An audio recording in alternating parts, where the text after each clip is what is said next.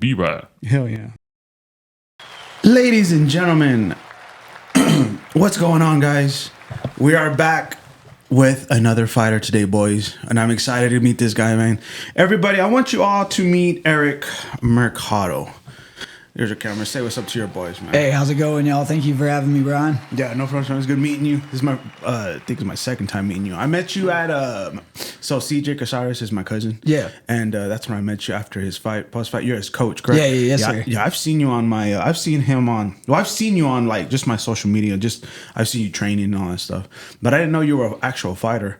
I thought you were a legit like MMA, like right under UFC fighter. You know what I mean? That's what I thought. I was like, oh, yeah. At one point, I was. I was 6-2 as a pro. Oh, no. I went 6-0 as an amateur, and then I went 6-2 as a pro featherweight. I fought most everything in featherweight. Huh. I had one fight at 155, but it was like because it was last minute. The dude dropped out like the week of, and then like the only person that could find me was at 155, and then ended up doing it. But then like I was never really a true like 45er. I just had really good jiu-jitsu and good ground game, and all my training partners were like 185 and up. Wow. So like I had no choice but to like deal with big guys. Okay. But when I got to the Fury circuit, like once I got to be like 3-0 or 4-0, I went to Fury, and then I lost my first one, and I was like, oh, dude, these guys are big. Like some of them were cutting from like 180, 175 to go into 145, and I was like cutting maybe 6 to 7 pounds to go to 145. Okay. I walk around like 155. Okay. I don't know much about weight, so I never weight classes, man. I didn't really know about that. I was gonna want to say, ladies and gentlemen, October 19th, this man will be competing too. He will be competing Peak Fights Championship. Peak Fight Championship, October 19th in Amarillo, Texas, in the Civic Center. I encourage every single one of y'all to get y'all's ticket and go downtown and watch the guy, man. I'll be there too. There's going to be tons of great Amarillo fighters. I own Shredders MMA. Me and my brother like run it, and then we both own it. And we have 5 fighters other than me on the card. So yeah, dude, I didn't know. Like, had I known about, because I thought it was just you and CJ. Yeah, I didn't know you had more. If I'd known, I probably would have brought them on too. So next time we'll work something out with those guys. Oh, for sure. We could definitely get an after fight like good podcast. That'd be cool. That'd be great. I'll definitely do that. I was actually going to talk to you about that. Yeah. We'll get to that here in a second. But yeah, guys, Peak Fight Championship, October 19th, downtown. Civic Center, Amarillo, Texas. It means downtown anyway. Yeah. But man, go get your ticket, man. Go watch this guy fight, man. Use code Mercado, or any of the fighters that you're going to go see. Use their last name and the coupon code, or buy physical tickets from them. Shout out to Peak Fight Championship. Hope you're doing good. All right, man. Now I'm excited about that. We saw. I was talking to CJ. I had him. I don't know if he told you about that. I had him. A couple of days ago. Sweet. You're after him. But anyways, we talked about fighting and stuff, and he was just kind of in the detail. I like, growing up, he's been, because we're cousins, right? He's my cousin, so. We have a big family, but we all love each other. We just don't see each other very much, you know what I mean? Yeah. But we do keep up with each other on social media. And CJ was, his dad put him in wrestling when he was a little kid. Oh, yeah. And so over time, he started getting into boxing, wrestling, all kinds of stuff. And he's at to where he's at now. So my question to you is, what started your like MMA career? What from the beginning to now? How did that go? I had a buddy that we lived in the same trailer park by Sundown Lane. And we lived on the same street, Robbie Road, and he was a state wrestler, like state champ from like, I think, 5th grade all the way up until like 8th grade. And then he'd just have me go to club practices and wrestle with him on the side and just hang out with him. And then in high school, he was like, dude, you're going to start wrestling. And then like wrestled like my first 2-3 years. And then it was crazy. Wrestling put a good sense of grit, like in like how to handle like the tough training sessions, the tough rooms, because wrestling at Randall was no easy task, like nothing but like hosses over there. I think they were like winning state every single year. For like 10 years, like when I was there, like they went for like I think at least 8 or 9. It was insane. But like every one of those training sessions was like way harder than, I think also because I wasn't used to training yet. But all those were like harder than all the sessions I've done like lately. Okay. Except for I got to go to a big like high level gym, but it's like that wrestling pace like really builds you for that and like dealing with those rooms. But wrestling is like what started it. I didn't do it my senior year, and then like me and my buddies would watch UFC. I'd watch UFC with my dad and stuff, like all the way from back when BJ Penn and Matt Hughes were going back at it, and it was super cool. Yeah. My dad would always like be like bragging about it. Anderson Silva, be like, we gotta watch it. So it'd be super sick. And then me and my buddies got real into it, and then we were like, dude, how hard would it be to like get into the cage? Oh wow. So then we started like going up to Nick's Fight Club and just like beating each other up around like 22, 23. It was hilarious. Yeah. He lived off of the One by Osage, like one of my buddies. So we would hang out, watch like Greg Jackson fight videos. It would be instructionals, like how to do arm bars, triangles, like some old stuff. We were like, who taught GSP? And it was like Greg Jackson was one of the first coaches that came up. So we'd look up a lot of those videos, and then we'd go try it out. And then we eventually had a couple guys come up there and try to grapple us. Yeah. And they were a lot bigger, but we were like, did pretty decent. Yeah. But we were like, man, if we just knew a little bit more or had a coach, like we could do so much better. Yeah.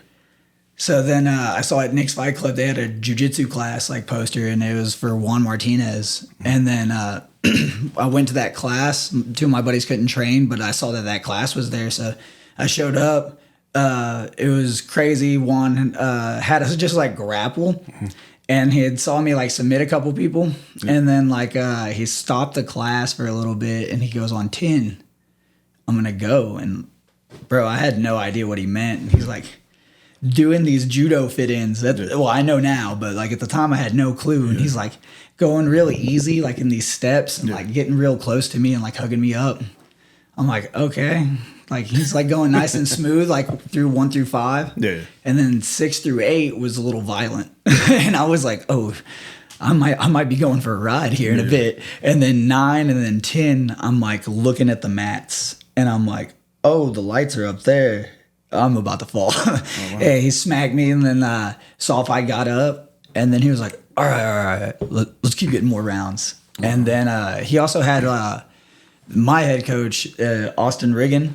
He was there teaching as well, and like over there helping out, because then we started doing some drills once he showed up. Yeah. And then at the end of the class, I didn't get to roll with him, so I asked him if I could roll, because like I told Juan that I wanted to fight at the end of the class, and he was like, if you want to know anyone, it's Austin, because the grind had just opened up in Canyon. Yeah. And I was like, all right. Well, I went up to him, and he had his first son, Axel, and he was like a newborn at the time, and his wife, Andrea, and he was kind of wailing at the time. And I was like, Juan told me that I need to come up to you and ask you to roll. And then he asked his wife, like, and I thank her all the time. Because she could have totally said no, and like said that he could roll with me, and that he had time, and that it's okay that she'd get the baby, and she'd like calm Axel down, and then we got to roll, and then it was a bittersweet thing. I mean, he messed me up. I thought I did fairly good that practice until I went with him, and then I went forward, got tapped out, went left, got tapped out, went right, got tapped out, went backwards, got tapped out. I went everywhere, and then it was just insane. He was like, he just kind of laughed about it, because I just kept getting tapped out and just kept going in, but not like aggressively. Like I had a lot of fun. Like I have ADHD, and like this is the first thing that ever like could really like, oh dude, this is like a fun video game that I can just keep putting the quarter in. Yeah. Like it doesn't matter how many times I lose. Yeah. Like I can keep playing. Yeah. So it was super fun. And then he told me where his gym was in Canyon, and then he couldn't get rid of me. I showed up the next day. Heck yeah. How old were you at this time? 22. Oh, yeah. 22, about to turn 23. Oh, wow. And this, you hadn't competed yet? This was just all your training? Yeah, I had competed in wrestling, but like nothing jiu-jitsu yet. So we done like a little training, and then we start training at the grind, me, my buddy Austin Rice, and Braden Evans. And then I started, I told my dad I wanted to move back in. I was like, let me move back in and let me and Dylan train. And I was like, I'm going to wake up in the mornings and start training with Dylan and my little brother. And he's like 15 or 14 at the time. Oh, poor guy. And, oh, yeah, poor guy, dude. Poor guy. I give him the most props, dude. Like, I give like him the most props because like the Dylan that we put in is not the Dylan we have now. Like he is yeah. a straight beast. Like his last fight, like I was just mind blown. Like I could only think about the guy that we started with, Yeah. and just to see the growth from all that. But my dad was like, "Also, let me see how you do in this first competition." Oh, wow. Okay. And like I got double gold, which was super cool. I only had to go against 2 people though. Like it was a 3-man bracket. Double gold. Yeah. What is this now? Just like I got golden no-gi, which is like just regular like shirt and shorts, and then golden the gi, which is like the belt and the pants and the robe, the whole attire and the kimono. Yeah. So like I always thought to compete in both, because like, if you're gonna show up, like might as well do both. Like why just do one? Okay. So I competed in both. My dad saw like how we were and like how my coach like coached and like how everyone was like a family, and he was like, "All right, I'll let you do it." So he let me move back in, and I'd wake up in the mornings and I'd make Dylan do 100 arm bars, 100 triangles, 100 omoplatas, and like, yeah, we would be doing jujitsu moves just all the time. Well, when I told my coach I wanted to fight, when I told Austin I wanted to fight, he's like, "Train under me for a year. That way you don't just get picked up and submitted." Oh, okay, weird. Yeah, he was like, "I don't want you to take a fight." And he's like, "You can go to any gym in the world and they go find you a fight within a month or two, or like get you an 8-week camp. And then like you'll go against someone that has been training, like training, and then took a camp to even get better to really win the fight." And then you'll see it a lot of the times in the amateur circuit, like people they'll just sign up for a fight and then they'll just get picked up, taken down, mauled, and then submitted. Oh wow, I've seen that before. This guy just first fight, no experience, and just I guess go a couple of seconds, 30 seconds, I think, just knocked out. And I was like, damn. He's good now, he's badass now, but his first time, I was like, God dang. So Yeah, that's kind of crazy. It's insane, yeah. Like until that reality checks of like, oh well, I'm not that cool. I'm not that good at this. Heck yeah, Aric. You said that you own a gym. Then you said Yes, sir. I own Shredders MMA. Shredders MMA. You know, they told me because I had Luis. I know him. I'm sure you know him. Yeah. No, what was funny is me and him started working at Market Street. Oh wow. Like when we were like 15. So before we even both started jujitsu, me and him knew each other. Oh okay. And then I had been going to the grind for like a week, and then like my 4th day, I see him, and we like look at each other, and we're like, "Dude, start hugging and shit." Yeah, we did. We were like, "What's up, dude?" So me and him are super good friends. It's super awesome that I've gotten to see him like all the way from blue belt up, and he's seen me all the way from white to black. Nice. So nice. Yeah, because I had him on here. We were talking about that, and then he had told me, he was all like, "No, because dude, to be honest, I'm a lot older, but I was telling him, I was like, man, if I take the step, I wish I was younger. I wish I at least competed either in boxing or MMA. You know what I mean? I can't now. I mean, I'm a lot older, but I still wouldn't mind learning it and doing it." And he was all like, "You can join mine." Well, I told him, I was like, I want to join your Beast Boy grappling. And he's all like, "Join CJ's little camp, which was yours." And I was like, I should, huh? But I'm still kind of working that out with like, because I already canceled one of my gyms, so now I'm trying to like, all right, can I join with you? You know what I mean? Oh yeah, dude. Either way, it works out. Like if you pay his membership, I usually like give you a discount. That way you're not having to pay like a both like big time membership or something like that. Because we're both like under the same black belt, like under the same black belts. We're under the same lineage. Like we're family. Like that's just how I see it. Like I don't see it as like you're his student or anything. Like we're all collectively together, because like I'll go to him and like if I have like questions about stuff. Oh, nice. And like that's what I like about all of like our high ranks is that like no one's like sees themselves as like the very top. It's like more of like a round table, and we just keep adding a chair. Oh, nice. So we have more, don't we? More gyms. We have more gyms, yeah. But the black belts between like me and Lewis's, like that everyone that's gotten through there, because I think between my gym and his, like I think we have like 7 or 8. Okay. And then we know all the other gyms too. Okay. So, but do y'all collect? I'm not collect, but do y'all like not too much. Like not everybody meets up, which I wish like we would do like one big open mat, but I feel like everybody wants to like. I don't know how they want to run it or who wants to run it, or like the best place would be is like probably Extreme. Like they got the biggest place. It'd be the most neutral. He's got like fighters like it's Ty Garrett's place. He's got fighters like Ash Mallory, I know Cody King and a couple others, which is super good. But I mean, they have the biggest space, so I think that would be a really cool thing if like once a month we could do like a big open mat. But I don't know, like people are in the egos and stuff like that. Like jujitsu and like MMA is just weird. Yeah, you have it everywhere. Like you can't get away from egos. Like you can't just like it's not like, hey, you want to train? No, I want to beat you. And is it kind of like that? I mean, it's just like a man thing. You know what I mean? Like I'm not a big guy. Like I'm 155 wet. Like if I'm on a good day, like eating junk food. So like if a dude that's like 185 that is pretty proficient at jiu-jitsu and is doing their physical training, it's going to be very hard for me to use my 100% against their 100%. I have a training partner that's a pro middleweight that's 185 pounds. He walks around 200 pounds. He's athletic. We work out 4 to 5 days a week.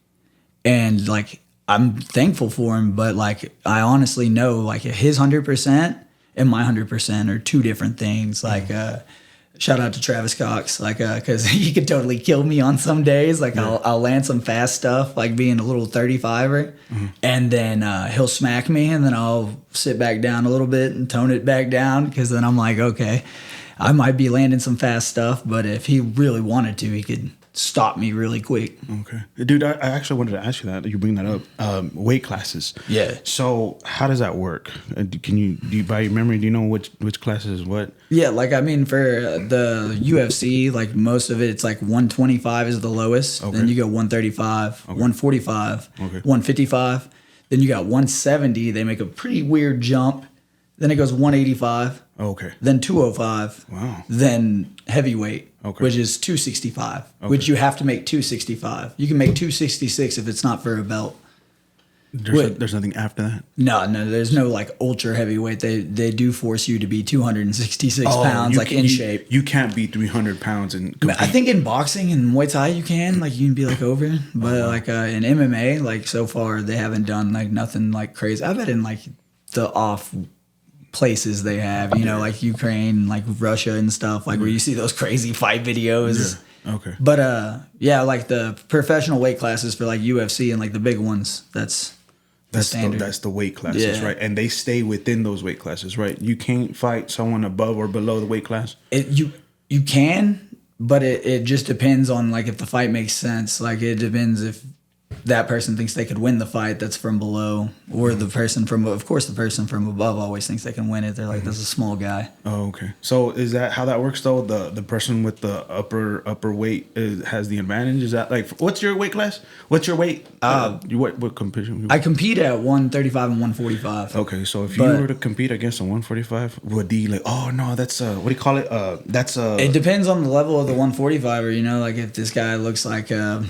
average guy, like he's not cutting from like 175 pounds, like because some of these guys look like 55ers and stacked, and then they're cutting down to 45er and like to 45, and you're like, oh my goodness. Like I lost against a good guy named Justice Torres, Arian Young, and Yadir Deval, and they were some of the heaviest, strongest guys when they were pushing me on the cage. Like it sucked. Like it didn't feel like out techniqued. It just felt like, man, they're smothering me and I just can't like really press them off. So I had to take like physical training, like really serious. And then like my metabolism and diet and like the way my body works, like I just can't gain weight. Like if I could get up to 165, 160, like on the regular, like fighting 145 would be easy for me. But like I just can't with how much I train, teach. Oh, okay. Cause then weightlifting wouldn't really help. Well, weightlifting does help, but I mean, I would have to have like bukus of steak. Oh, like this size of dude, just like huge plates every 2 hours. That makes sense. Okay, I wish I had a body like that, but at the same time, I don't know. No, I don't. This. Oh yeah, no, I was just gonna. This is all like jujitsu, right? All pure jujitsu or just straight like. So punching? The first year, like jiu-jitsu, and I'm doing the striking classes as well, but I'm not really taking the striking classes as serious because then I'm starting to compete every weekend or every month in jiu-jitsu, like every month or twice a month. Yeah. And like I'm taking away a lot of golds and during white belt, and like I don't think I really had too many points submitted or like put on me. I never got submitted at white belt. It was pretty funny. Like they would ask me like how I would do, and like my little brother would be coaching me. Like we would coach each other because my coach would be like, oh, I'm only going to tournaments that like whether the whole teams are going to or not at all, because he's like, you guys aren't fighting each other. And he's like, you can just tap. He's like, just don't be stupid. He's like, you're paying to be there. Remember that you paid for a $5 medal. And I was like, you're right. Your brother, does he compete too? Oh yeah, dude. He competes, but he just doesn't have like that self-confidence yet. But it's starting to shine because like that last fight that he had like was insane. Like he went 0-2 his first fights. He lost a decision. Or he's lost 2 decisions, but the first one was really close. He was just on the bad end of a decision. The second one was a tough one. He took on like 2 days notice. Oh wow. Yeah, and just wanted his get back from the last fight. And you have when stuff like that before a fight, you have to what's that word I'm looking for? Because like football games they do film and they watch the other teams play. Yeah, at amateur though, there's not too much film until you get later on. Mm-hmm. Like for me right now, the pros, like there's so much film on everybody. Like you can look at their amateur days, you can look at the pros, you can look at what they're doing recently. So there's a lot more film study there. For CJ, there's a lot more film study because now he's fighting title fights with dudes that have 3 to 4 fights. Mm-hmm. The dudes that only have 1 fight, you only have 1 fight to look at, and then he might have went against another debuter that didn't really train well, and then it makes him look good, or it also doesn't make him look good, Yeah. Okay. True. Sorry for the brain. So what question am I asking? Is it called pregame? Is that like almost like pregame, like what you kind of do. Like on that one, it was one of our teammates. He backed out of the fight because he got really sick, and then we were already going down there for a couple other fights, and then my little brother was like, "I can do it." And I was like, "I don't know, dude." I was like, "This guy is like, you're not like in camp." I was like, "We always train, but like when you do a camp, you should turn up the intensity. Like when you're not in camp, like." We train like martial artists, is where it's like it doesn't matter if we're in camp or out of camp. I'm at the gym every day, like learning and then like refining stuff and like trying to learn new things. But if it's camp, then I'm just sharpening blades. I'm not trying to really learn too much new stuff. I'm trying to sharpen everything that will be really effective during the fight, or that what I do during the fight, or like I'll go back and watch myself in like the fights and see what errors I've made like big time, and it's like now I gotta like really hash those errors out. Okay, so Aric, let me ask you this real quick. So now let's go back to your competitions and stuff, right? Can you tell me your very first loss? Your very first loss in the actual competition. Jiu-jitsu or MMA? Are they not the same? I mean, like it'd be a little different because MMA I was 6-0 as an amateur, and then 3-0 as a pro, and then I took my first loss. In jiu-jitsu, I mean, I lost at white belt here and there, but it would be an absolute with no weight class. I would go in jiu-jitsu, you can do no weight class, which would be you just sign up and whoever wins. That's a trip, because whenever I saw Luis, he's a little bigger muscle, and then there was a scrawny dude, you know what I'm saying, smaller than you. And this was 2017, so this was the first time I saw him. I hadn't even known him, but I'm like, in my mind, I'm thinking, scrawny guy. Look at this guy with big muscles. He's gonna get like torn apart. Yeah. But no, it didn't. It went all 3 rounds, I think. 4 rounds. And Like Lewis, like he barely won, and I was like, what? Like I didn't expect. He made me laugh because he waited until the very end to get the sub. I mean, like that's what he told me. He wanted the most camera time. I'm pretty sure they cut off his song on his walkout because he put a Put On by Kanye. Yeah. And he wanted to wait until Kanye's part, or it's by Jeezy. Yeah. But he wanted to wait until Kanye's verse, which is like 2 minutes into the song. And I was like, bro, you're going to dance in the back that long? I don't know. I just thought that was a trip going into that. But your first loss, man, either both of them, like, is it like how's that feel? And then what is that? Jiu-jitsu, I didn't really like. I was like, because wrestling, like the JV of Randall competes in varsity tournaments because the varsity goes to invitational onlys. Okay. So it was really rough. Like freshman year, you barely fill out your singlet. It's all loose and stuff. And then you like look over at this senior that's like stacked, and you're like looking at your coach like, yo, dog, you set me up. Like, I shouldn't be here. Yeah. So like the jiu-jitsu loss wasn't that bad. The first loss in MMA, it stung because I really like dead down believed. And like I lost the decision. I didn't get finished until my last fight where I blew my ACL. So all my I'm 6-5 as a pro, and I've only lost by decision except for that last one. And I blew my ACL, and like I just literally kept collapsing. Yeah. But the ones that I lost, just like by decision, I made it all the way through, do not hurt as bad as the TKO loss. That says TKO loss. I mean, my leg blew out and the guy didn't really hit me hard. Oh. It sucks because like any of the other 4 losses, I wouldn't have been mad about. Like those guys hit hard. They were super studs. Like even the last 6 fights actually, because like I won 2 at Fury. I was 2-4 in Fury, and or 2-4. And super crazy. Just super high level competition. I was going against guys that were 6-1, 7-0, 8-0. Like, yeah, they were just feeding me killers.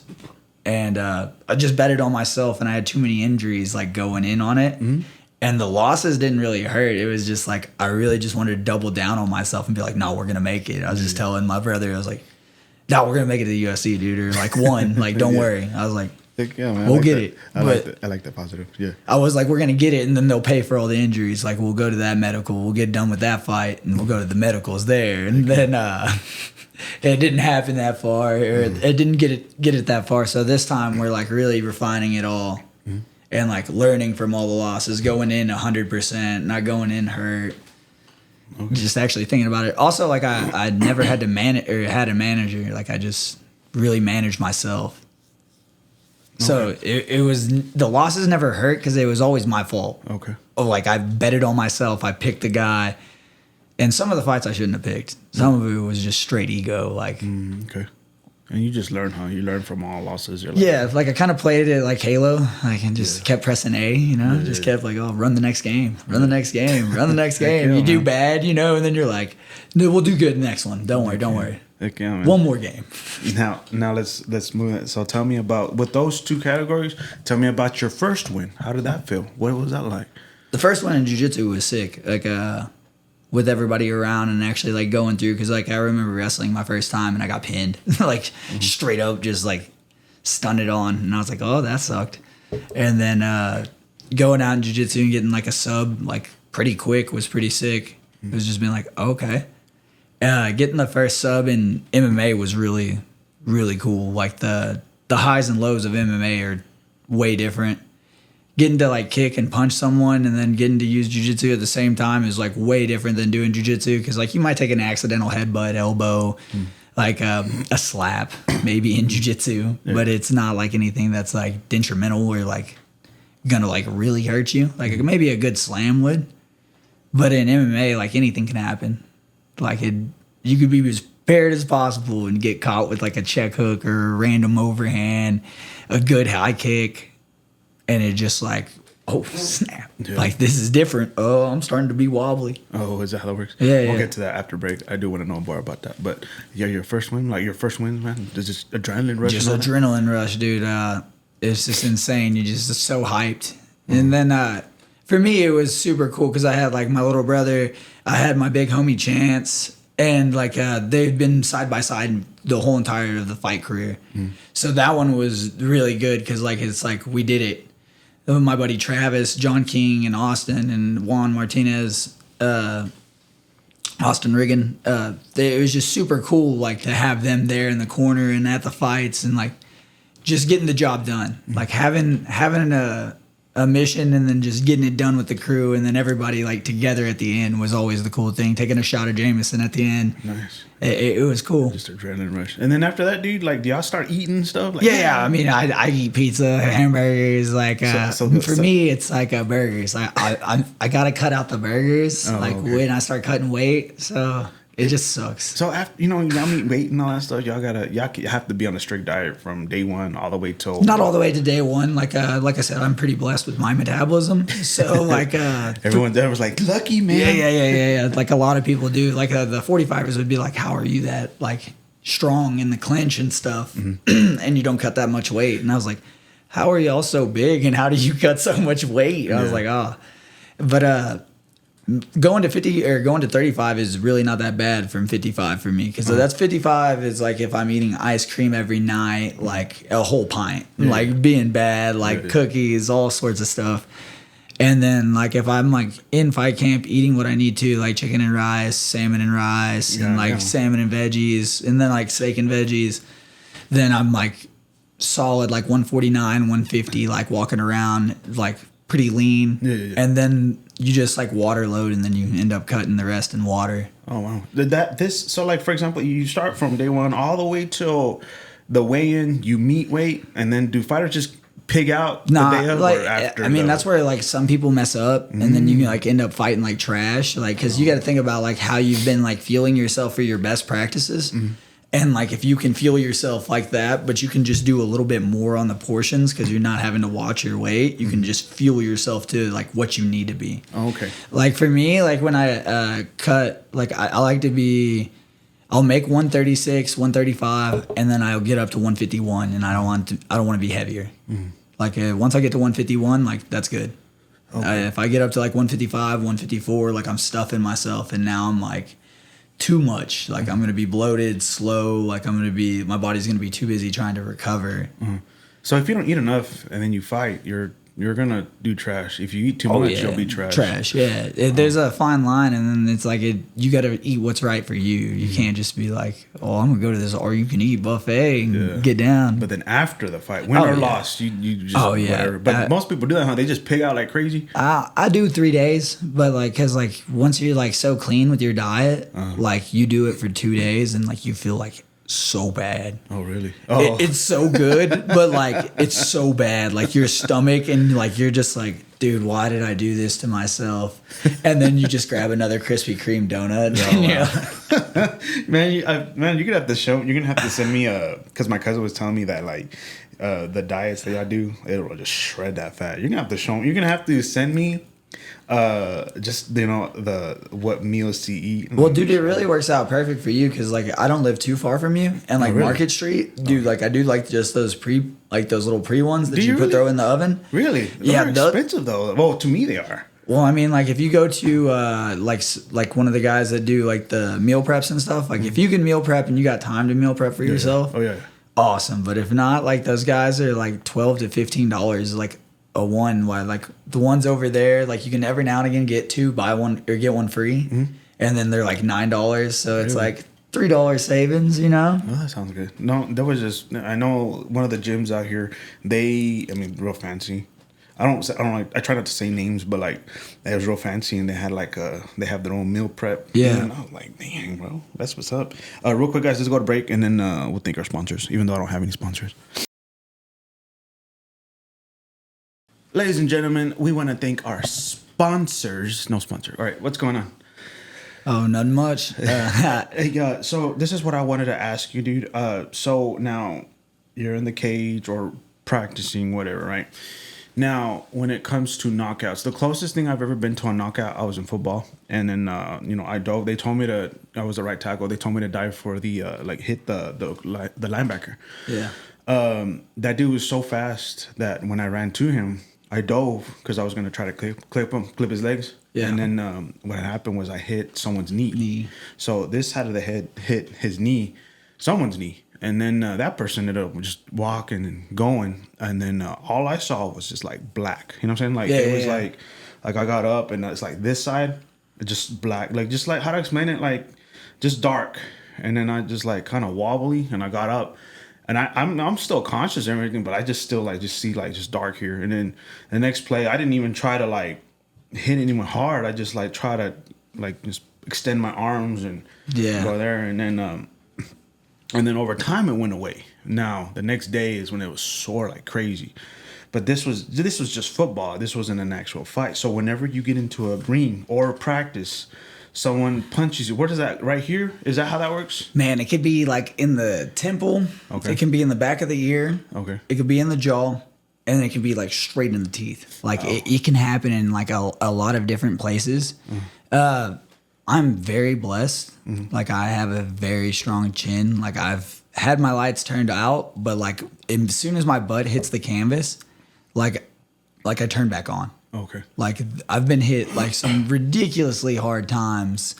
I went against this Brazilian cat named Mateus Camilo, and if you can see here, like my eyes pretty like zippered up from like his glove. Yeah, he sent a pretty gnarly right hand, and luckily, like am able to wrestle. Like I can remember to wrestle, remember to do jujitsu, and my body's just like on autopilot, and I'm attacking subs. I can't explain it, like because I've seen a lot of people get hit like I get hit, and then they don't move, especially by the same people. Because it kind of shocks me a little bit, but a lot of it is I think belief, cardio, and then just that grit. Like you just gotta believe in yourself. Like I know it can happen, and when it does, I just know I'm gonna smile and look up at my brother and just be like, "It happened, didn't it?"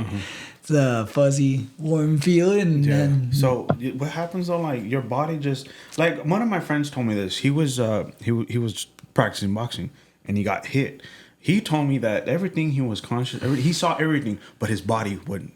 You know what I'm saying? so His for body was me, like, it's whoa. like when I get rocked, it feels like I'm super faded. Like it just feels like almost crossfaded. Like you would probably just smoke like a blunt and then just like had like 4 or 5 shots. Oh wow! And So then that's how that feels. Okay. For me, that's how it like reminds me a lot of that.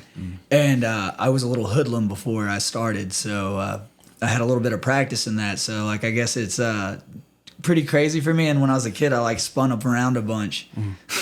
So it's pretty easy for me to deal with. So Yeah. like when I get rocked, like I'm like, oh snap, Yeah. we're here again, and it's just like a video game cutscene to me, I guess, where it's just like wavy like that, and you just got to kind of find your balance. Oh, okay. How long does that last? You know, a couple seconds, a minute? For me, like most of the time, 20 seconds. 20 seconds. And 20 then you're back to normal.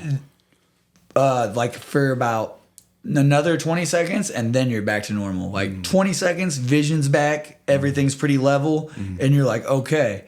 And then like, but you still can kind of feel like some wobbly in the legs, and maybe your arms feel a little heavy.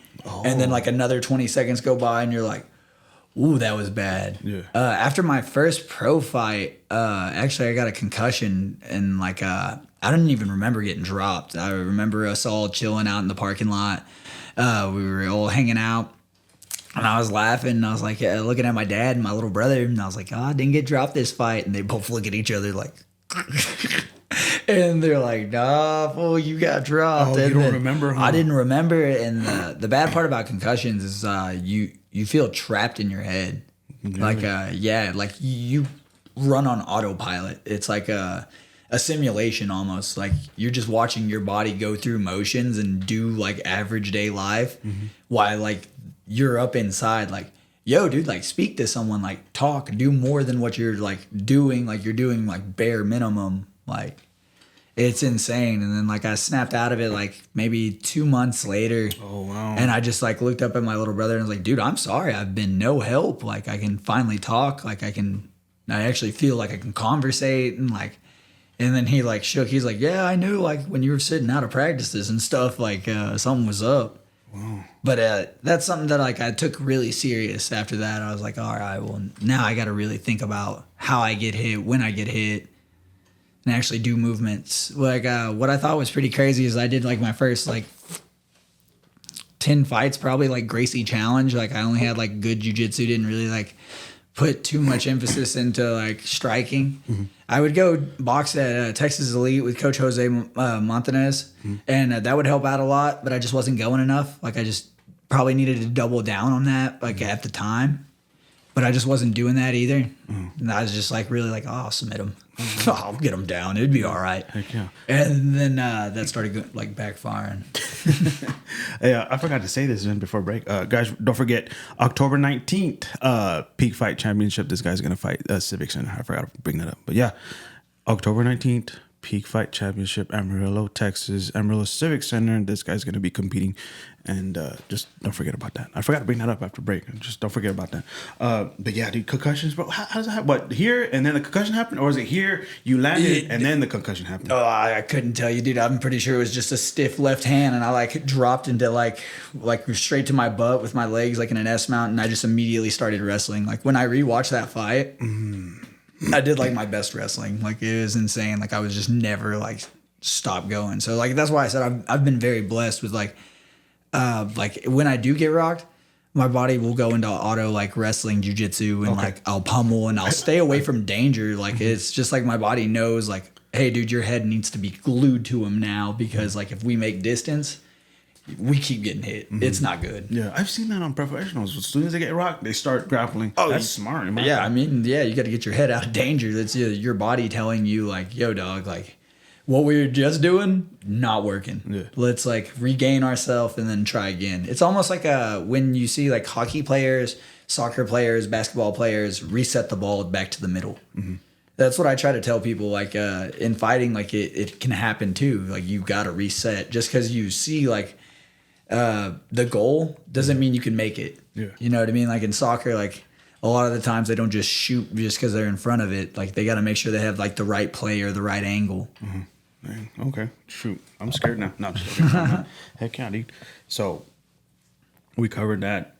You're excited about all that. This is something you're doing for the rest of your life, right? Oh, yeah, dude. Like, training is, like, it first started just training kids. Okay. And then that's how we started our gym. Like, once they found out that all the parents found out that we weren't really getting paid that much to run the kids class, and like that was like 45 to 50 kids.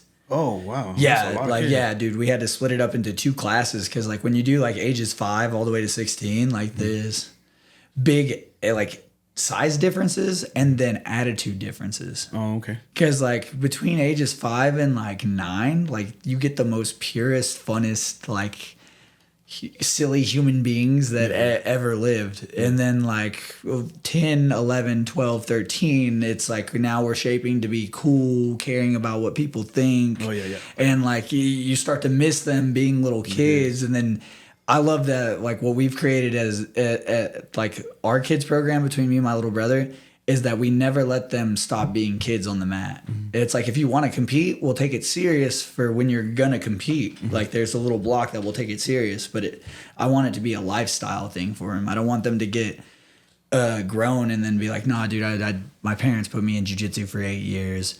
I don't want to do jiu-jitsu again. Instead, I want them to be like, oh, dude, I hope like this town that I'm moving to for college has a jiu-jitsu gym. Like that's gonna be like a make or break. Like, yeah, that's cool, man. Heck yeah. Hey, you have a regular job, huh? You have a regular job? No, man? Like this is it. Like I've been very blessed to make this my regular job. When I started doing like MMA and like doing it, before I started teaching the kids class, I was doing landscaping all throughout the day, and then I would do all the classes that I could, and like kind of like shift my landscaping because I'd been doing landscaping with the same crew and like same job for like 8 years, so I had a lot of leeway, and he would let me like kind of like pick my own schedule and really let me work and then like work out at the same time. So it was super cool. And then eventually I started winning enough tournaments, winning enough fights that people wanted private lessons. And I started teaching enough private lessons where like I didn't need to mow as much. I didn't need to do as many garden beds. It was super sick. It was unreal to me. The fact that I wake up and I open my gym at 5:45 in the morning and like Monday through Friday is always surreal. Like it's super cool putting the key in to me every day and turning on the lights, sweeping the mats. Because it's something that like we were all sitting on the couch watching UFC or on like 420, like drinking, and we were just laughing. Me and my buddies were just like watching some old reruns, and we were like, how hard would it be to fight? We wrestled with a lot of good people. Like, how hard would it be to fight? Yeah. And then I was thinking, I was like, dude, teaching martial arts would be really sick. Like, if that was your job, like that would be unreal. And then to like fast forward to now, like I'm super grateful, super blessed. I couldn't be more thankful for everyone that's come into my life in martial arts, rather good, rather bad.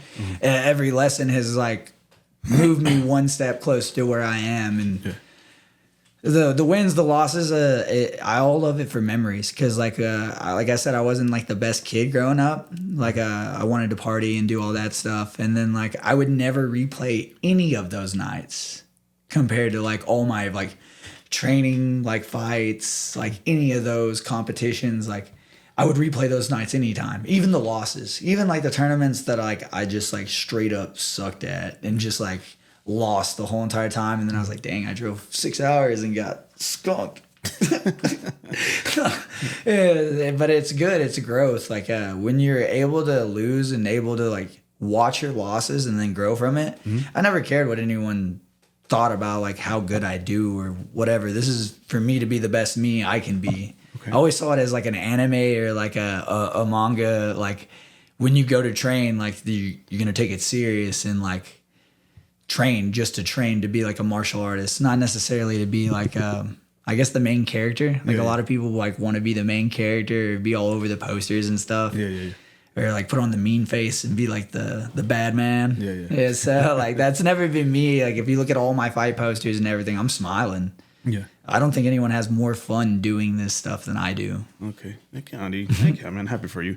So now let's get into our last thing. So what weight class are you competing against? 135. So your opponent, what is his name? He's Robert Casper. Robert Casper. Do you know where he's from, and do you know anything about him? Austin, Texas. He's I think he's 6'9". Yeah, and I'm 6'5" as a pro. Okay. He's been around, but he's fought 125, 135, and like the level of competition he's fought compared to the level of competition I fought, they're two different things. Okay. So kind of going in blind, kind of both of y'all? Nah, like we got plenty of fight film on both of us. So for me, he does really good at being a bully. And like if he's good at being the bully, like he usually wins. And then like, but if you show him that you're not gonna back down or deter, like it's a rough night for him. Okay. And I've only had a rough night when my ACL blew out, and like I've reworked myself up the last whole year and a half, and just super focused on it. And now I'm like moving faster, jumping better, had surgery on it. Like it's insane how much like a year could have had, like made it work out where it all worked out perfect for me to like fight like a year and a month after having surgery. Okay. So he's your competitor. How do you feel? You excited? Yeah, I'm pumped because he's gonna just bring it. He's gonna bring it, and then he does like throwing like good Muay Thai. Like he does good Muay Thai, good kicks, good punches, but he likes to wrestle, and that's probably gonna be like his Achilles heel. Like no one likes to wrestle with me. If you shoot in and give me your neck, I will take it. Like there's no doubt in my mind. Like if you grapple me, I'm very neck orientated. I will find a way to choke you. And I'll get it done. Like if you give it to me and like I'll wrap around with my arms, my legs, I'll find a way. And especially if you just shoot in. And if he does, like it's not gonna be fun for him. For me, it'd be super good night, easy time, have fun. But if he wants to strike, I'm more than prepared. Me and my little brother got to go to Syndicate MMA, which is the gym that Marab just won the title. Nice. He beat Sugar Sean O'Malley. So we got to go to Las Vegas and go train with all the pros there for 5 days. Wow. My first Muay Thai coach, Chris Trammell, big shout out to him and Trauma Muay Thai. He's the head Muay Thai coach over there at Syndicate MMA. And he let us stay over for 5 days and train over at the gym for 5 days. We got to do the pro classes. And it was a super eye-opening thing, but a super fun thing for me and my little brother because we've been teaching the last 3 years solid. Okay. For me, the last 4 years, and then competing at the as well. So like going somewhere and being a student for 5 days was just a blast for us because it was like you didn't have to answer nobody questions. We got our questions answered. And then we just got to sleep and train. We didn't have to like get stuff prepared, go run another class, then go train. Like it was just straight eat, sleep, train. Like I couldn't beat it. Yeah, you're prepared then, huh? Dude. We did those 5 days. We got to meet so many high level people that are competing in the UFC, combat karate, and all the high level promotions like Bellator, all of them. So it was super cool. The room was full of like high level people, and then it was just good to get those looks, and then just to get the reinsurance from those other people. They were surprised that my little brother was a 1 and 2 AMI. They would come up to me because it's supposed to be a pro practice for nothing but pros. There's only a couple AMIs that are in there. Yeah. But then they would come up to me, they'd grab my little brother, and they'd be like these Europeans, like Ukrainians or Uzbekistan guys, and they'd be like, brother, what's his record? And I'd be like, brother, 1 and 2. And they're like, you lie. And I was like, no. I was like, look him up. They're like, you guys are really good. You need to be smarter on your picks. But it was super cool. Like I was so thankful for the experience. But I'm ready, man. Like it's just staying healthy, making sure the weight's down, make weight, and then the fun part happens then. Yeah, heck yeah. You're excited. God Yeah. damn. I'd be scared. I'd be a little afraid to go against you. All right. What was his name again? Robert Casper. Robert Casper. Shout out to you, my man. Hope you do good. And Michael. I mean, yeah. Right? Chris Trammell. No, your name. Aric Mercado. Aric Mercado. I don't know why I call you Michael, man. Aric Mercado, man. Shout out to you, my man. Look at this camera, man. And who do you want to shout out to? What do you want to say? Big shout out to Andrew's Crop Insurance. They're one of my biggest sponsors. They've been sponsoring me all the way from pretty much my first or second fight, and I couldn't be more thankful. Hot Tub Doctor, big shout out to them. They've been sponsoring me too. And Danner's Construction, big shout out to them. And then everybody at Shredders MMA and Texas Elite Boxing and Syndicate MMA, they all helped me out so much this camp. Yeah, if you want good boxing, go see Coach Jose here in Texas Elite. You want to do some fun MMA, jiu-jitsu, come see me. You want to do some fun jiu-jitsu still and you don't want to drive that far to come see me, go see Lewis. Beast Boy Grappling. Yeah, Shout Beast out to Boy you guys. Grappling. Heck yeah, man. All right, Eric, I appreciate you coming on, man. I really do. Good luck to your fight this the October 19th. So good luck on that, my man. Real quick, like I said, guys, Amarillo, Texas, October 19th. Peak Championship fighting. They're gonna hold a competition in Amarillo Civic Center. Go check this guy out. Do you know where do you get the tickets at? So you can get the tickets at panhandletickets.com or you can get them from your local fighter. So if you get them from your local fighter, they get not all, but they get some compensation off of that. If you do it online, please use their last name and the coupon code. It's a little dirty trick that they did by putting us because they have their own coupon code that gives you 10% off, but that just basically waives the online fees. Okay. But then if they do that, then none of the fighters get any credit. Okay.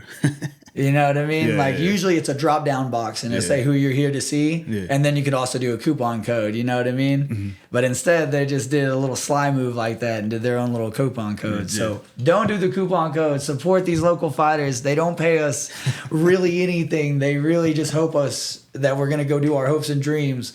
So please support a local fighter, whether you're sponsoring them or putting their name in the coupon code or buying a physical ticket from them. October 19th at the Amarillo Civic Center, Peak Fighting Championship. All right. Heck yeah, man. Shout out to you, Peak Fighting Championship. Shout out to you, Eric, man. Thank you for coming on, man. Hey, good thank luck you, to Brian. Good luck to your fight, man. I'll definitely be there. I'm not sure where I'm gonna sit, but good luck to you, though. All Yeah, right. let me know. I got a ticket for you. I did. Heck yeah, man. All right, I appreciate you, brother. All right, man. Guys, thank you guys so much. Eric, thank you. We'll see you back, man. Hey, bring your boys. Next, I have a bigger table. I can hold up to supposedly 10 mics. So Yeah, we'll figure it out. Oh yeah, we'll figure it out for sure, man. I appreciate you guys. Thank you all so much, man. We'll see you guys next time. Peace out.